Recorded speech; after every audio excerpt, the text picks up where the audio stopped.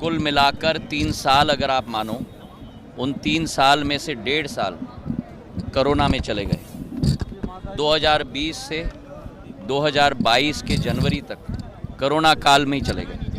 तो हमें केवल 15 महीने मिले हैं विकास और प्रगति के लिए, और वो भी उस वित्तीय वातावरण में जहाँ पूरे विश्व में बहुत तनाव का वातावरण रहा है। लेकिन फिर भी जो असंभव कार्य ग्वालियर चंबल संभाग के लिए प्रधानमंत्री जी के नेतृत्व में और शिवराज सिंह जी के नेतृत्व में और हम सब के संयुक्त मेहनत और मशक्क़त के साथ एक एक योजना पर, चाहे सांसद जी हों, चाहे जिलाध्यक्ष जी हों, चाहे नरेंद्र सिंह जी हों, हम सब ने मिलकर रात दिन एक किया है इसको स्वीकृत करवाने के लिए। और आज उसका नींव हम लोग ग्वालियर में रख रहे हैं। चाहे नया एयरपोर्ट हो, चाहे नया रेलवे स्टेशन हो, ISBT का बस टर्मिनस हो, स्वर्ण रेखा के नाले पे 1500 करोड़ रुपए का एलिवेटेड रोड हो, चाहे पेयजल की योजना 1300 करोड़ रुपए की हो, सिंचाई की योजना 6600 करोड़ रुपए की हो। ये तजुर्बा से कम नहीं है।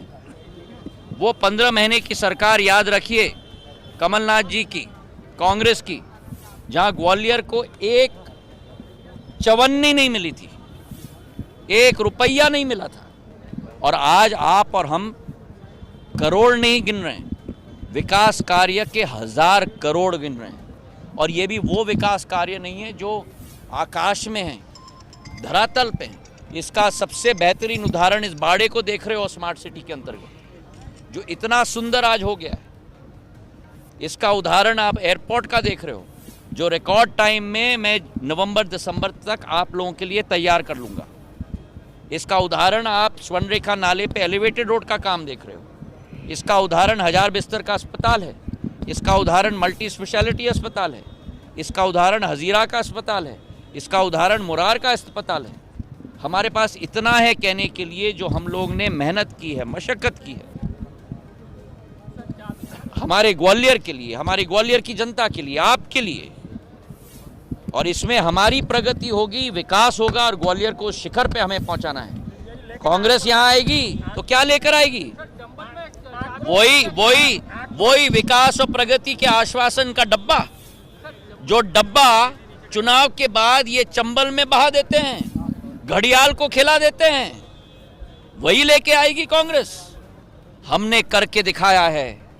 हम लोगों की मेहनत और पसीना टपका है ग्वालियर को विकसित कराने के लिए, चंबल को विकसित कराने के लिए, मध्य प्रदेश को विकसित कराने के लिए। और ये मेहनत, मशक्कत, ये पसीना का टपकना, इसी की मेहनत के आधार पर हमारा मध्य प्रदेश सिंचित हुआ है। और मुझे पूरा विश्वास है कि मध्य प्रदेश की जनता अपार क्षमता के आधार पर प्रधानमंत्री जी के नेतृत्व में भारतीय जनता पार्टी को स्थापित करेगी।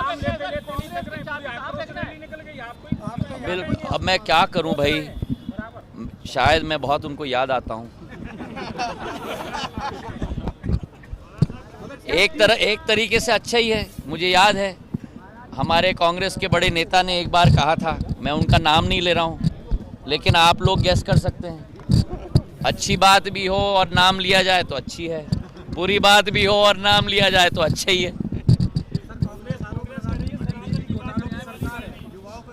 मैं आपसे ही पूछ रहा हूं, आप देख लो कि ग्वालियर में हमने पिछले 3 साल में क्या करके दिया है आपको। आप ही तय करो, मैं कुछ नहीं कहूंगा, क्योंकि मैं कुछ कहूंगा आप कहेंगे कि पक्षपात मैं कर रहा हूं, क्योंकि हम लोग भारतीय जनता पार्टी के हैं। आप सामान्य नागरिक नहीं हो, आप प्रजातंत्र के चौथे स्तंभ हो। आप ही निर्णय लो। 15 महीने उनकी सरकार, 15 महीने हमारी सरकार।